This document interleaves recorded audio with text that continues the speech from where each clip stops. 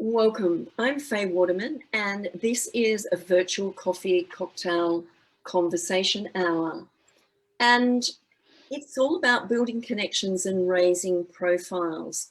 I started this VCCH in September 2019, and that was before COVID, just to create a space where people could come and connect and have a coffee or a cocktail or whatever you might want to have while you're sitting and having or listening to a presentation that, with the guests that I have on. And tonight my guest is Pat Grosse, who is the founder of the Community Entrepreneur. And what Pat is going to be talking about tonight is something that we all need to understand. And Pat will talk about that in a moment. Pat's background includes adult education and e-learning, and she's an expert in e-learning. She will demonstrate how to build strong brand in the online world with strategies that help people through buying decisions and the way you deliver your programs and services online. Now, Pat, let's just have a little chat about where you come from before we start the presentation. Okay. Where do you want me to start, Faye? Well, the experience that you've actually had in all walks of life, and I know that you've done amazingly huge projects and things like that. So talk about some of the things that you've actually done, or what programs that you actually have ready to present to people if they need them. Okay, so the focus today is on the value of education. Mm-hmm. And with respect to education, for the best part of 9 years, I was working for a government department, and it's actually part of a hybrid of the government department for part of that time, which was focusing on supporting adult education in the community. And so a lot of what I will be talking about is how people learn and how that can be used in the online space. And that takes me back to, and I'll mention it in the presentation, that my interaction with online learning goes way back to the 1990s when the likes of Al Gore Yes. was talking about the information superhighway and the predictions that came true. And when I worked in the UK, I was organising conferences on using satellite technology for education, on using the World Wide Web, on using e-learning. So all these things that we now take for granted at some point were brand new. They were brand new. So coming through the decades, it makes me sound really old. But the introduction of learning management systems, we talk about, that we're using today. Moodle which is a platform used in the education space in TAFEs and colleges and universities. Yes. We were using Moodle back in 2003, 2004. Right.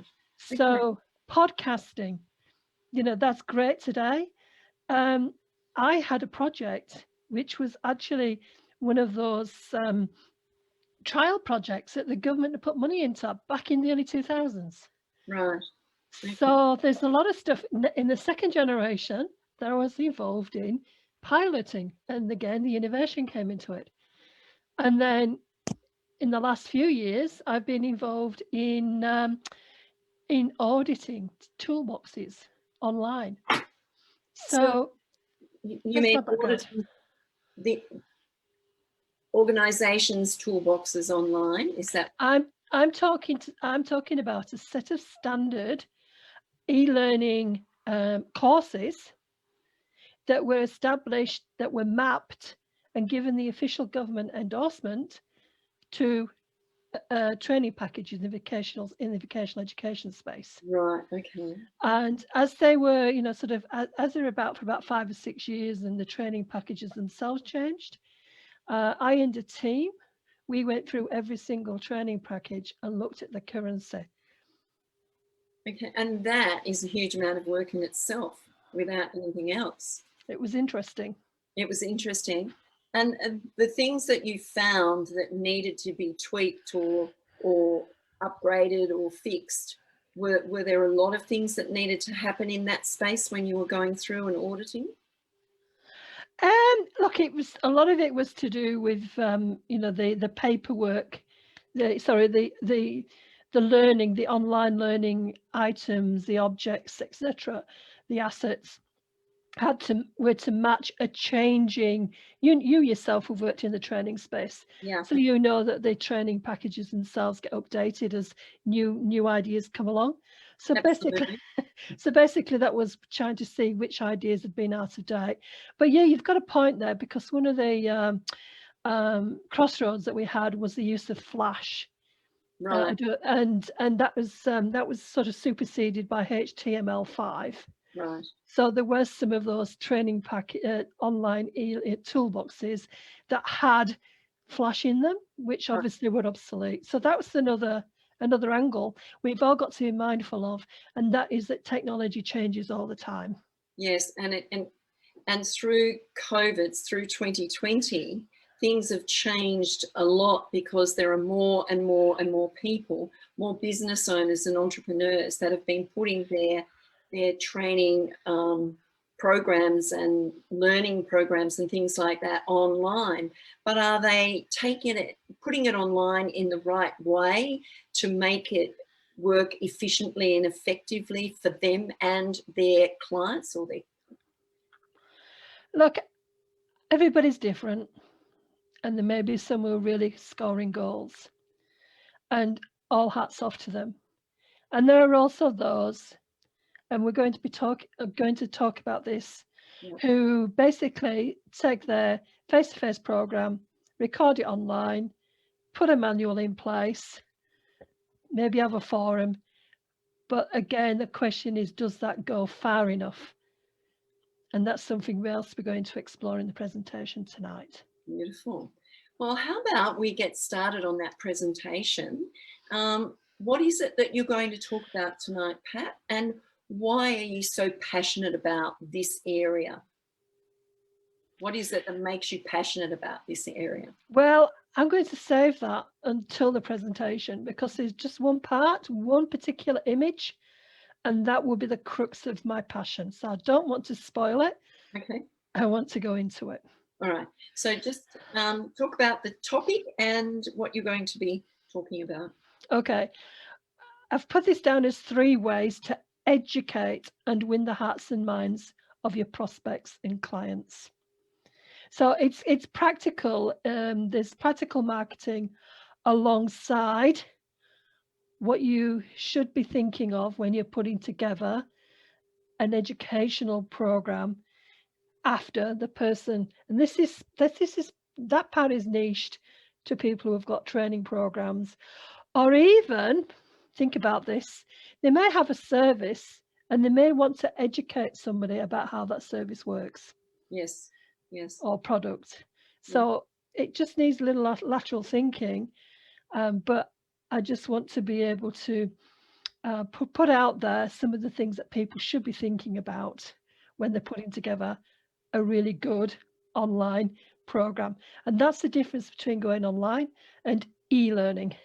Yes, yes, and I've been in that e-learning sector and put programs together as an RTO in my own right. So I totally understand where you're coming from, but you can always learn something new and you can always improve what you do.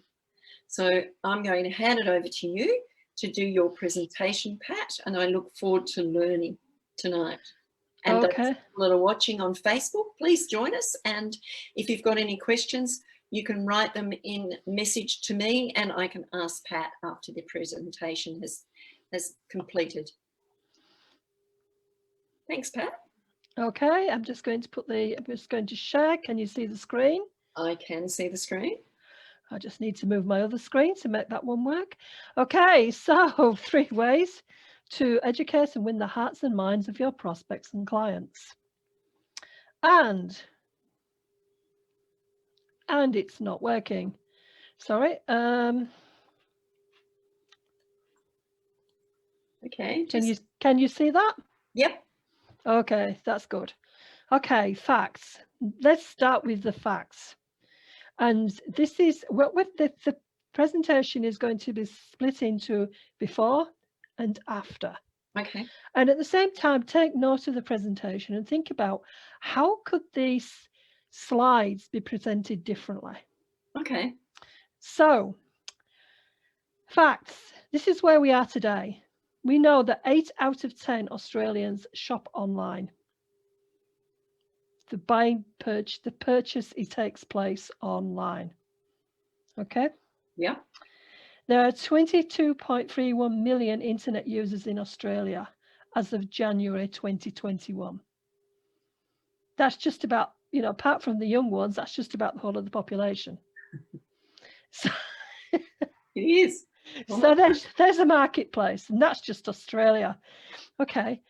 The online learning marketplace is probably destined to reach, this is the global marketplace, $350 billion by 2025. So it's a huge growth market. And then up to 88% of people undertake pre-purchase research, and much of it online. Mm. So if you were looking to buy something, you would be looking, you'd be comparing prices, comparing features. You would be looking online. So what implications does that have? Okay, so I'll just quickly go through what I've learned about me. About me? First of all, technology has followed me around since I was at school many, many years ago. I did computer studies in the UK in the 1970s in school. I had to travel across town, but at that point, that's when technology took hold of me. And it's followed me ever since, but that's a different story. I was the Regional Education Development Officer in the adult learning space for 6 years here in Australia. I've been an e-learning mentor for a state government funded program for 3 years. And as I mentioned before, I've audited online training programs. So, what have I learned? Well, these are indicators of how adults learn. And this is what I'm trying to say. Adults learn by doing and by experience. If you were teaching to a group of children, they're soaking up knowledge. But to get an adult to learn, they learn better by doing, especially by men. There's a motto in the men's space that men learn shoulder to shoulder. But again, think about it. If you're going to create a program or even in a pre-purchase decision, what can you do that encourages people to do something? That tends to then create an experience. And also people like to draw on their experience as well. I mean, you didn't get to be an adult without actually generating some of your life experiences along the way. So again, how can you design a program that encourages people to share their experience or to draw on their experience? People want answers to their problem. I mean, this is basic marketing 101, but it's their problem. So I see this a lot, especially in the pre-purchase side of things, is that people try to sell,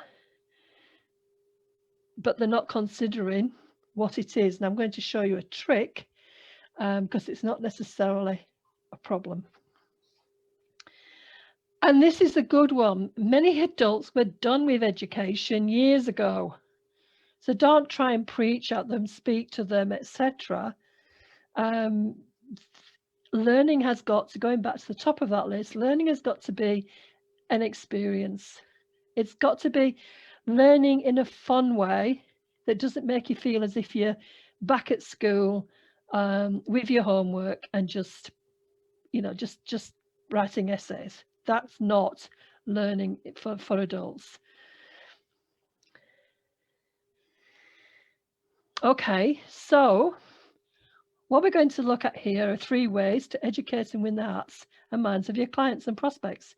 Remember I said, watch the slides.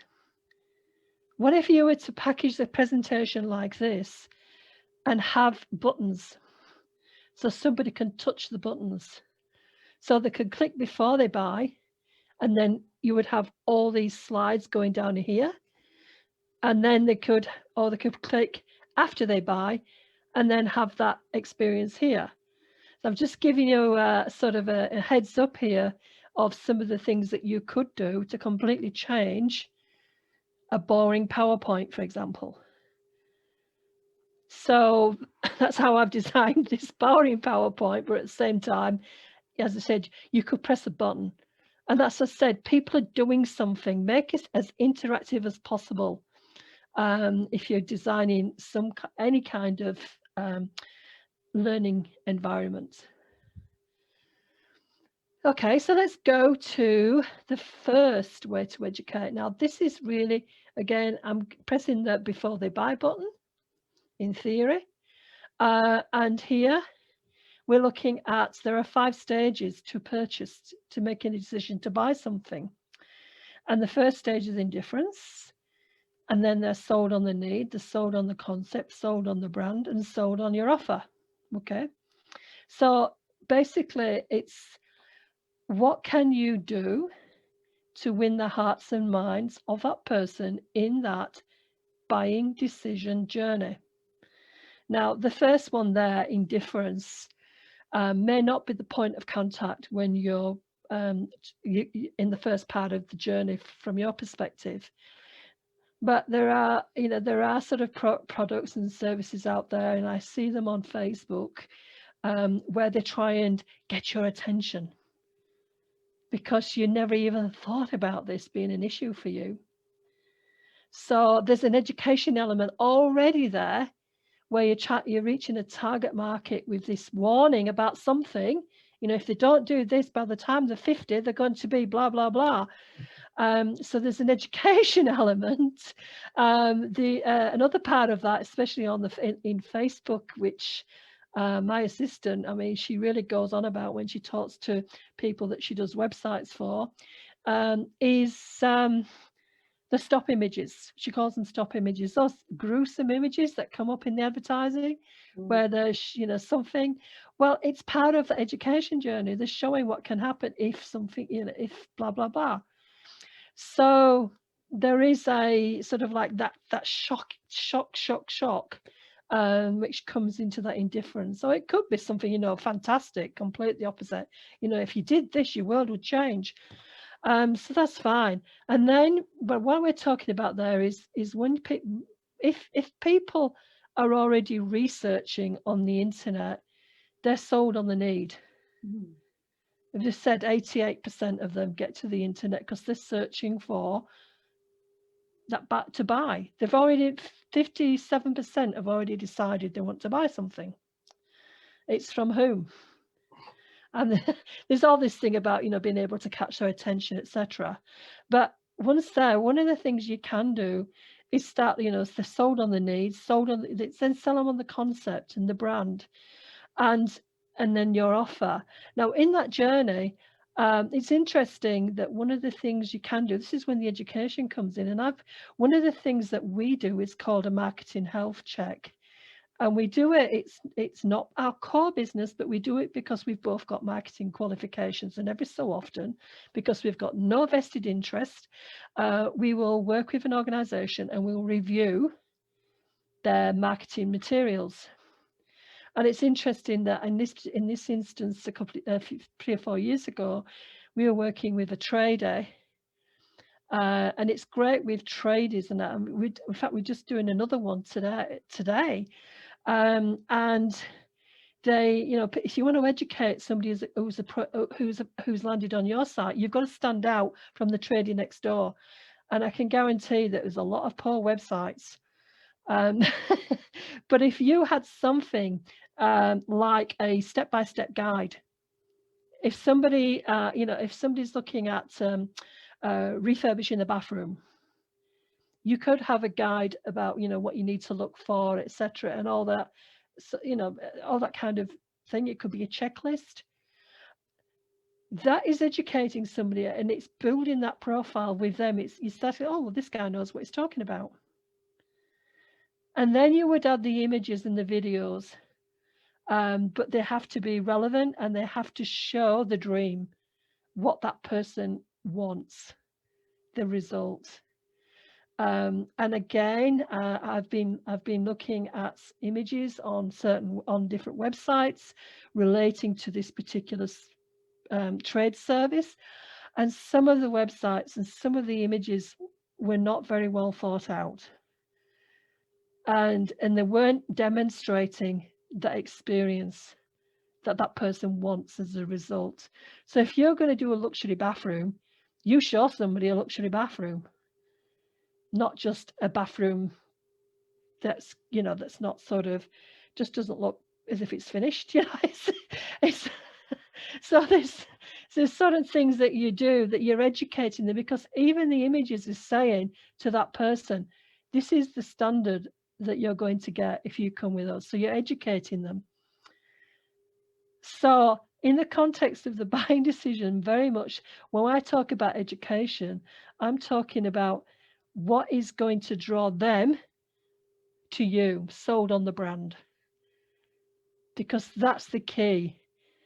They'll be, they will be sold on the kind of system they want, blah blah blah. But it's your brand, and it's the education that you create that actually draws them to you as a brand. The other thing, of course, is the testimonials. That people have experienced your service, your product, and that it's got to be genuine testimonials, of course, but it's there, it's part of the package.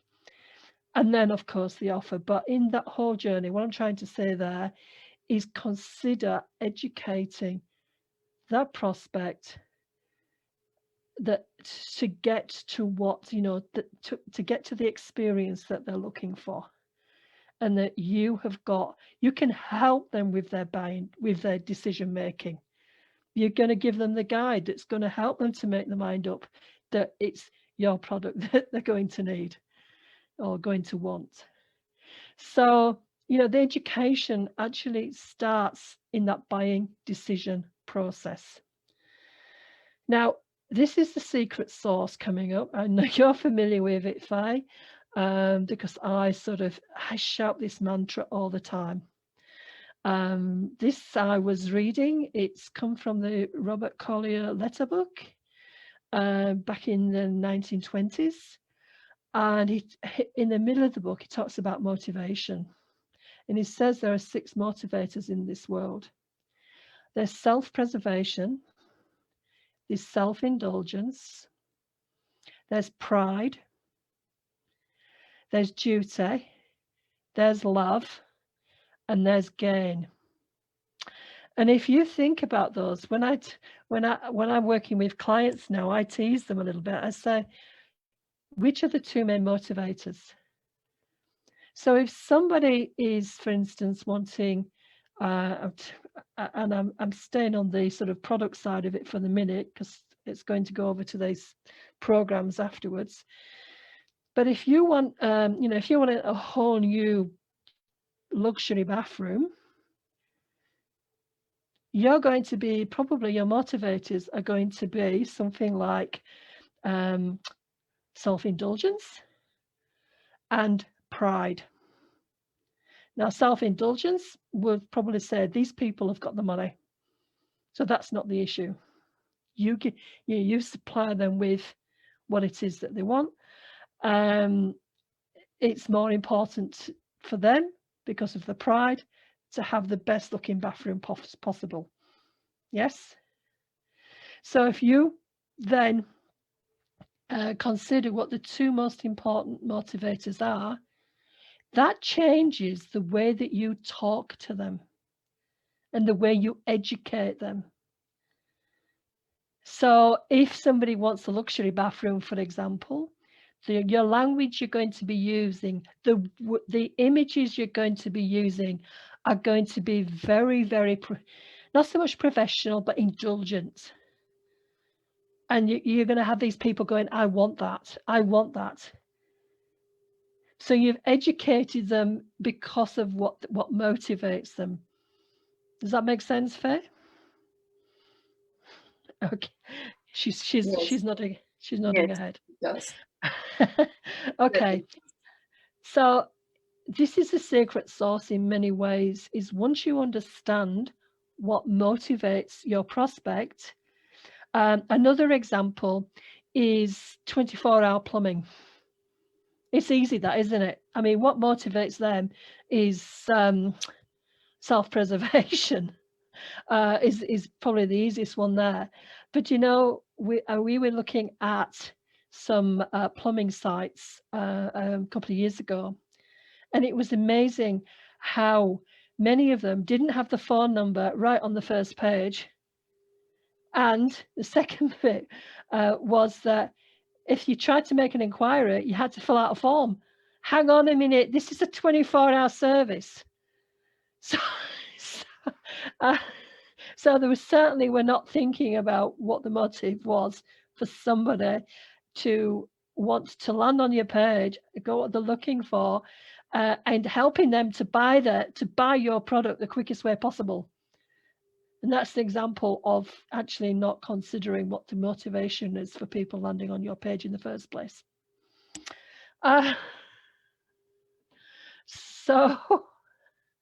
So educate them. So this is said, that was the educate them. So tell them what they want to know. You know, give them that, educate them in what they want to know, give them an irresistible offer, and make sure your call to action is clear and simple. We had an experience again about 18 months ago where we were actually doing some research for a client, and we actually offered, we went to their customers and we put out a survey there to them, and we wanted obviously some feedback, so we offered them some product. But it was amazing because we actually said really very clearly, this is what we want you to do. A, do this, B, do this, C, do this. Our actual feedback was extremely high because of, it was right, do this. That's why you see buttons on websites, because people like to press buttons. So make it, if you're educating somebody and you've got them to that point, I want that, the next thing you should do is ensure that they're actually, you've put things in place to make it easy for them to buy. We were doing some research for volunteering, and it was amazing how many volunteering sites we had. You know, if you wanted to volunteer, for example, you'd be given all this information, but you'd be given so much information, and then you want to say, well, actually, I want to speak to somebody. Oh, no, you can't do that. You've got to fill in this form and submit it, blah, blah. So that's an example again of not actually, providing the right balance. Give them the education, but also make it extremely important and very easy for them to actually press the button, because that's what you're there for. That's what they want. Okay, so this is where I really want to put some focus tonight, and that's what happens and is after they buy. Now, this is the context that people will probably most understand in terms of buying a program, an online program, because this is where lots of those personal and professional development has actually had to go online because of COVID. Now, it's very interesting because when I was in the adult education space, getting adult education providers to adopt online learning all those years ago was extremely difficult, because it was like, this is a nice to have, we don't need it. And I always say that when business catches up, business adopts and takes over. So I can see taking over the space that adult education providers should be in right now. They should be the experts, but they're catching up. and they're not catching up as quickly as the businesses are, because the businesses are hungrier. That's the bottom line. Their lives depend on it. Okay, this is it. This is it, Faye. I was talking recently to somebody who had been a professional speaker many moons ago, and he retired from professional speaking. He used to speak to crowds, 2,000, 10,000, not a problem to him. He would have people eating out of his hands or eating the words out of his mouth. The problem was, he said, is that when people leave, you really don't know if they've taken in and if they're going to apply what they've learned.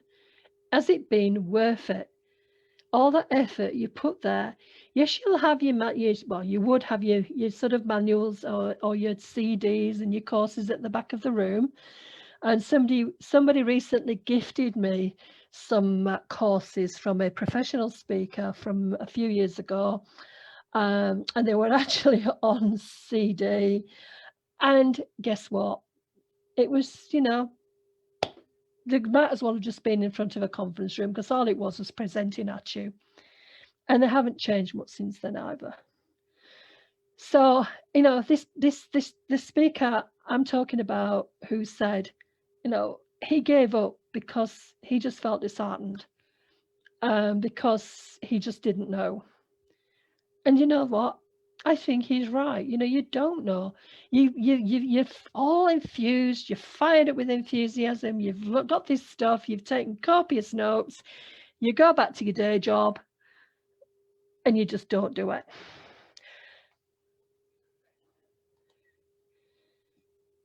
And look, and this is that presentation. This is from the conference room. How do you know people have learned? How much do they remember when they get back? I bet it's less than 20%. What is the key to action? What is the return on investment for the speaker? And what's the return on investment for the audience? I've been to some of these events where I haven't learned anything from the speaker, and the return on investment has been the networking. Sadly. I used to say to my boss when I was working, he used to go to these events, and he'd come back and he'd say to me, well, I come back and he said, oh, how was the conference? I said, I would always say, the networking was good.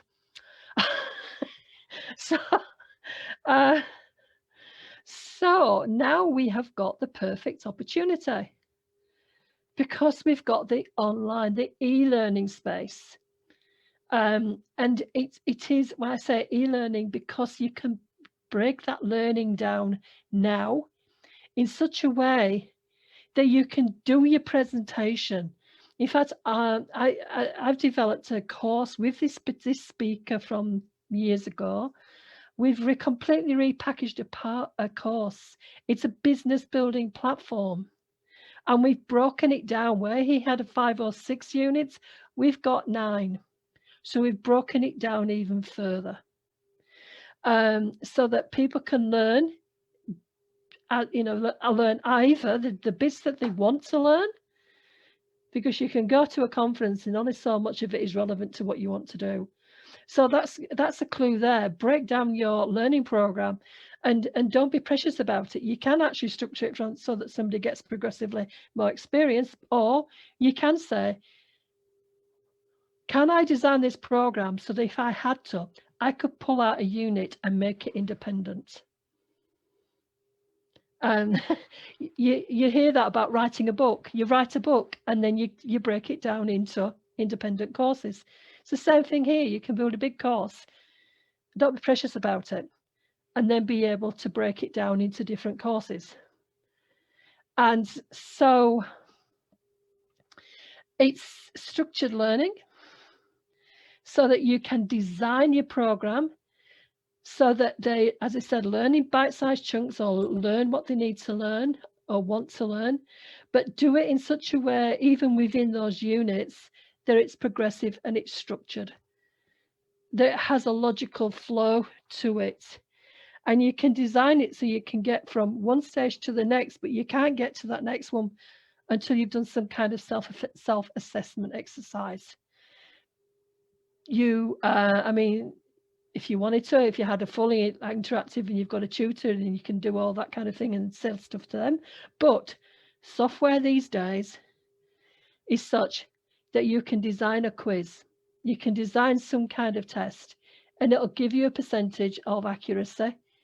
And then it'll let you know if you've passed or failed, and it won't let you pass until you've passed.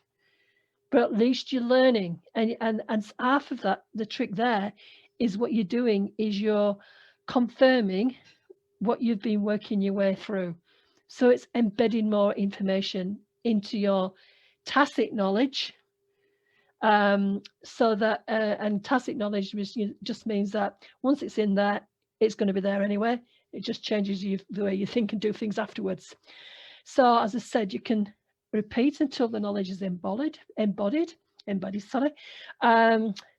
You could design it, as I mentioned earlier, with ongoing contact with a tutor. We've just designed a digital marketing course for a client. It can be delivered fully online, or we structured it where you can have a tutorial and then you can have all the learning elements with it. And then even in the learning elements, you can either have them as a sort of the quizzes and the assessments.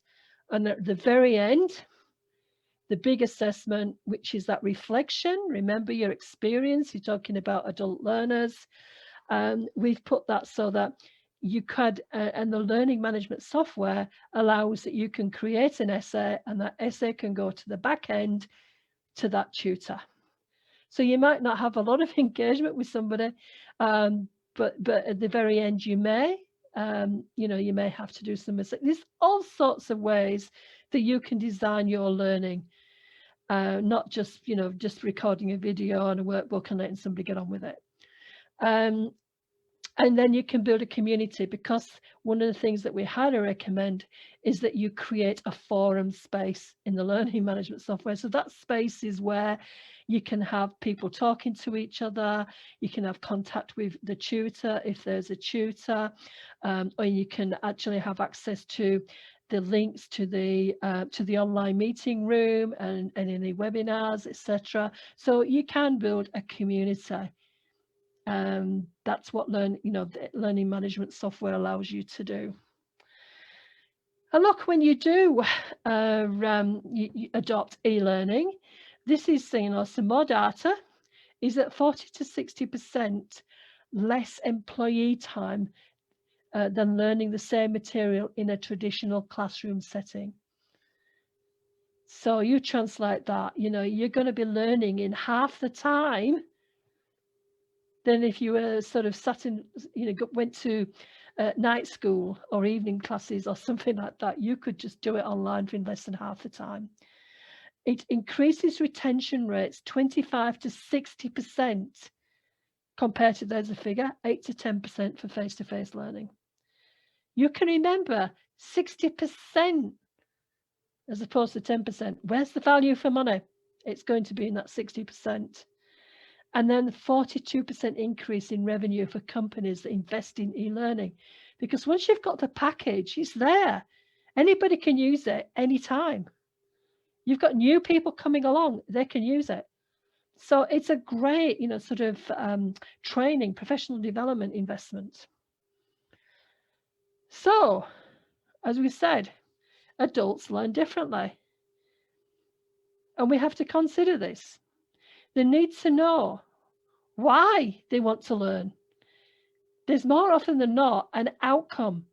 Well, there is an outcome, unless you're forced to do it because of your mutual obligation requirements if you're looking for a job and stuff like that. But, most of the time people are learning because they've got a goal. They're self-directed. They make their own decisions when they want to learn. Can you imagine that? You're doing online here. You may have those weekly, seminars, webinars. It's 10 o'clock to 11 o'clock on Tuesday. But it can also be recorded or and somebody could choose to do it, to do it in the evening. So, they can make their own decisions about what they want to do. And if it's self-paced, even better, because they can do it when they want.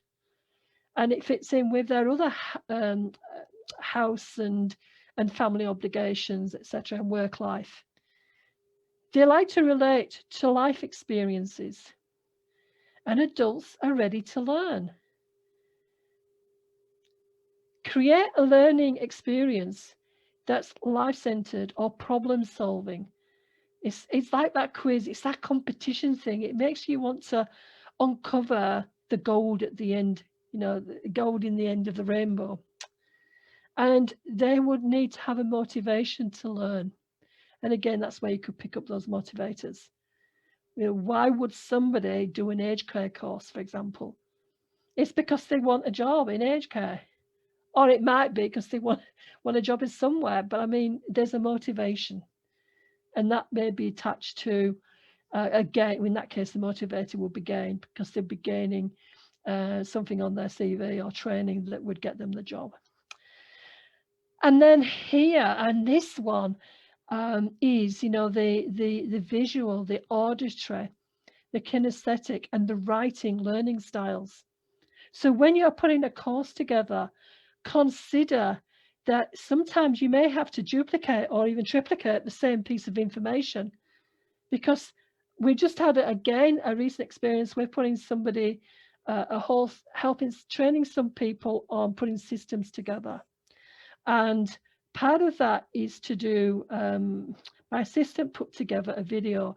Everybody's saying right now, do videos, do videos, do videos. I'm going, whoa, be careful, because not everybody who wants to learn learns by watching a video. I don't learn by watching a video. I might want to, if I'm really desperate just to find out to do something, but I like to see written instructions, so I can work through written instructions. So it's funny, because the client came back and said, yes, I watched the video, but I still didn't understand. So when I'm saying to my assistant, that's because you did not put the checklist in place, the written instructions. So she's now having to go back and put the written instructions in place. Now, she should have known that, because the programs that we've done have all been backed up and all considered, what's the visuals. So we've got video software. In fact, we've got some video software where you can take an article, a written article, put it into the software, and in a very short space of time, you can create a video with the subtitles and audio, all of it in one package. Another thing that we've done is we've invested in something like Doodly. Doodly is like, those doodles that you see, these video doodles. Again, it's hacking innovation. It's a distraction, but it sort of gets people, not distraction in a negative way, but it sort of breaks the monotony. So so again, visual, audio, kinesthetic, people like to do. Again, you could get people to go and do, I mean, this happens in the training environment, is they may have to take the camera and video themselves doing something, or a process, etc., and that comes back for assessment. But it might also be, as I said, touching things. The example I gave of the slides, you see these slides here. What if they were buttons? And if you press that button, and what I've just explained to you about what do I mean by the need to know, and that pops up, or you press a second button, self-directed, and that information pops up. It's kinesthetic. People are touching things. So again, build that into the way that you design your online e-learning program. So all of these have got impacts for programs, but they've also, as I said, product, service, and aftercare. You could think about a service manual and online manual. All you get these days is download this text manual. When somebody might say, what I want to know is how to change the wheel, the tire, put the videos up there. As I said, and you could have the manuals, fine, But again, think about what is it that people want. Some of it may be bite-sized, so how do you deliver the bite-sized piece of information? You don't need to download a whole manual just to get to the bit about how to change the tire. So again, consider how you're delivering the information, because if you're doing it right, you've got fans for life. Okay, so the third component is take their learning experience to the next level by being interactive. And I've just started to talk about that. So as I mentioned, you could have live sessions, presentations, and you would, I mean, this happens anyway, you record them for people who couldn't get to your session. They're going to be great because they're not going to be stressed out. Yes, sometimes, you hear about people booking for webinars and you're probably only going to get 20% attending, but people will watch it afterwards if you remind them and give them the reason why they should. Maybe a little bit of education element in there and saying, if you want to know more about it, just get them up on and listen to the rest of it. A learning management system. As I said, all these techniques and strategies, if you've got the right software, which is called a learning management system, and there's plenty of them out there, you should be able to do all of this. Ensure that your learning management system is applicable to SCORM, SCORM, and there's another one.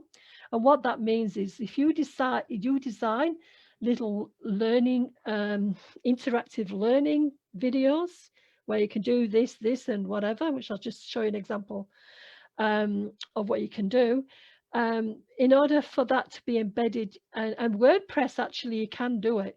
You can embed it into your site, but if you've got a learning management system site, you can be confident that everything I've told you about, you can put in the one space without having to patch this and patch that. Make sure that when you have a program that you've got a learner guide. Like the guide, the introductory guide to the learner. This is what your program looks like. This is how we've broken it down. This is what you're going to do, blah, blah, blah, blah, because people like to see what they're in for. They like to know, no surprises. This is what you're in for. And if you need any help, this is your contact, blah, blah, blah. That's a learner guide. I wonder how many do not have a learner guide. As I said, the visual, auditory, kinesthetic, and written learning elements. Make sure you've got a good balance. When it comes to the video presentations, where I've been known to, even if we've done an hour video, I've chopped that down into smaller segments. And then what you do is when you do each unit, you'll have topics under the units, and the topics are like their own separate web pages. And so you can break down a big video into smaller videos and make them the header for your topic. So I would have something like an intro for each topic, a video, whatever that may be, the presentation, the one I do with business building stuff. We actually talk to each other. It's an interview. Very good, actually, I have to say. And then underneath, you start to break down what was talked about in the presentation, or in our case, the interview. And then as you're breaking it down, you've got all those opportunities for self-assessment, or for, to enlighten and enliven what's being learnt. Then you get to, you do your topic 1, topic 2. We don't do normally more than 3 topics per unit. And at the last topic of each unit, we'll have a massive assessment, which is a reflection exercise, maybe a couple of quiz questions, but really that is really sort of a good learning practice, is that it's actually covering everything you've learnt and making sure that you know what you're talking about. Forums, which we've mentioned, they would be embedded, an acknowledgement, because we all like to be rewarded. And so you could create badges for every step on the way. So you're creating some kind, you remember as children, we used to have badges that said you were completing a series of stuff. And then when you get to the end, make sure there's a certificate. And again, those learning management systems will have certificates. So, people like to be acknowledged.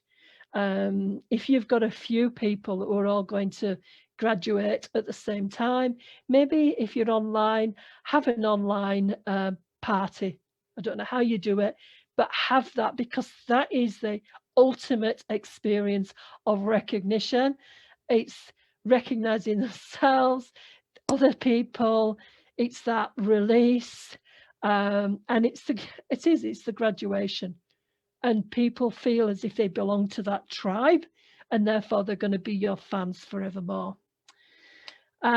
Getting there. Then we're talking here about, okay, so what am I talking about being interactive? Now, there's different kinds of software, and I'm not advocating for these people. It's just that I use this software. There's other software out there that can design interactive learning, and I use this as an example. Think about it as you're going through and check it for people to check. You can do multiple choice questions or responses where there might be more than one answer, true or false. And you could have, pictures and intro slides and whatever. Questions that have short answers where there's only, possible one or two combinations, or numbers. Or you can move things in the right sequence, especially if you've got something that's like a process and you want to make sure people understand that they've, what the process steps are. You could have that, and you can get people to rearrange the steps in the right order. Or matching, this belongs to this, and etc. If you're going to do some communication and you're talking about different angles of speaking or getting an answer, and you can just you do this before you do this, blah blah blah. Filling in the blanks, list, options, multiple options, dragging words from here to here, good for literacy. The hotspot's a great one. We had this was for a customer service course we put together, and it was a hotspot, and basically I had a desk completely overflowing. Reminds me of somebody I used to work for, with electrical cable that was loose and the waste bin was knocked over, and you had to identify three health and safety hazards. So with a hotspot, you can identify those 3 areas, and it's up to that person then to click those hotspots, and they've got to get it right. See, they're learning, and they're embedding, sort of validating what they've learned. Drag and drop, you can actually put things into the right space. If you're doing a country map, for example, where's this, you can plonk it here. Like it skills, which means how well did you like this, between 1 and 5, etc. And send the essay, which is usually that at the end, where you really want to make sure that they've actually learnt and embedded. A couple of more here. Here you can do steps. This is actually in that interactive process of a presentation, where you can. I showed you the example of the buttons, but it's the same principle. Print 1, and then that information comes 2. That information comes 3. So you can go backwards and forwards. Timeline. We did this for a marketing course when we went back to prehistory, just about, and across everywhere up until today. And on that timeline, there were certain indicators of what happened next in marketing. Cycles, processes, called hotspots and frequently asked questions. You could use that as your learner guide if you knew how to do it at the beginning. So, I'm just giving you an example there. There's lots of things you can do to make your learning highly interactive. So I hope that you found this interesting. And look, there's a lot of information I can show you.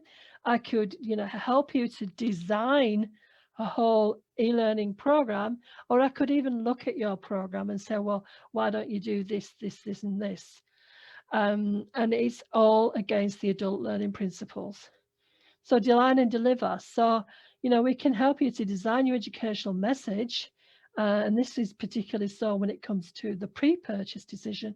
Remember, we do marketing health checks. So we look to see, how you're getting yourself in front of your prospect, giving them the education that's going to make them want to pick your brand, and stand out from the crowd.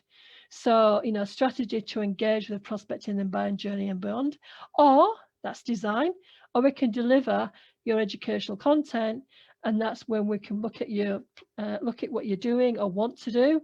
Because so one of the things I've also done is worked on converting training programs into online e-learning programs. So I've converted manuals into the e-learning experience.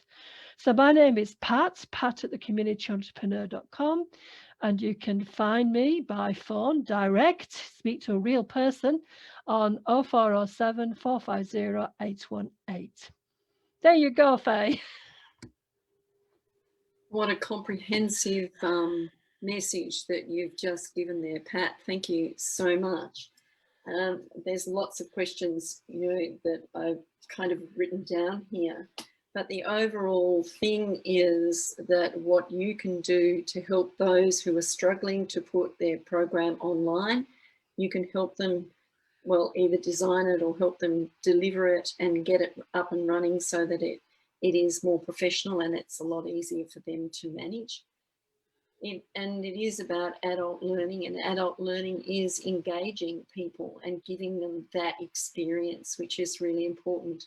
And I know when I learn, I like to see, touch and do, and have some fun while I'm doing it, because I'll remember once I've done something instead of just sitting and reading. So I like a bit of both. I don't like someone to give me a manual and give me the instructions and say, just do that. I want to see something visual as well, or someone to talk me through it. So that could be a video that's talking me through the process, which is really important for some people. Some people like to read the instructions. I'm not one of those. I much prefer someone to talk me through it. But, looking at what you said at the beginning is the experience. And I think the experience is what education is all about, because when you have a good experience, you will remember. If you have a bad experience, you won't remember. And I think as we get older, as adults, we want to have an experience that is memorable and not something that we didn't like. So it's really important when people are delivering their programs that there is a fun element to it. There is something that each person, it's either auditory, kinesthetic, or whatever, and we're not all the same. So therefore, we need to have all those elements within the program. And what you said about the retention rate of online learning is 25 to 60%, as opposed to 10% face-to-face. I find that really interesting. I think more so these days there's more online learning than what there is face-to-face, due to a lot of things. And the interaction, I think it's really important there is some sort of interaction within the program itself. It's not all sitting there just doing something. There's some form of interaction, some game or something that adds a bit of variety to the program, and not just sitting there listening, writing, or trying to remember. Can I say, you just mentioned that gamification is an ideal way for people to learn. Yeah. And you talked about 6 motivators and pressing buttons. Having those buttons to press just gives a little bit more interaction. It gives a sense of curiosity, what's coming next, and that sort of thing as well. So I think there can be some fabulous online programs developed, as long as you have that structure. And as you say, you use some forms of things that you use to develop these programs. There's lots of them out there. All I have to do is find the ones that suit them and suit the program that they actually put together. But what else did I write here? The doodly, that doing some doodles, or just some sort of interaction that they can actually do as well, be a little bit more creative within the program itself in doing it could be you have to draw something or design something or whatever it might be, depending on the program that you have. And there are so many different programs out there that, you know, you have so many choices, but are they put together in the way that people really want to continue to do them? Because you'll find that some people will start a program, they'll get part the way through it, and then they won't finish it because they're bored or it doesn't stimulate them. So what you said about giving them the experience all the way through is a really important thing. So, and chunking it down, making it so that it's not overwhelming. There's not too much information all at once. So chunk it down, break it down. Don't make every a unit such a long unit. Break it down into components of a unit, so it's not so difficult. So you can, you know, work in one chunk, go away and do something else, and then come back and do another chunk or whatever it might be.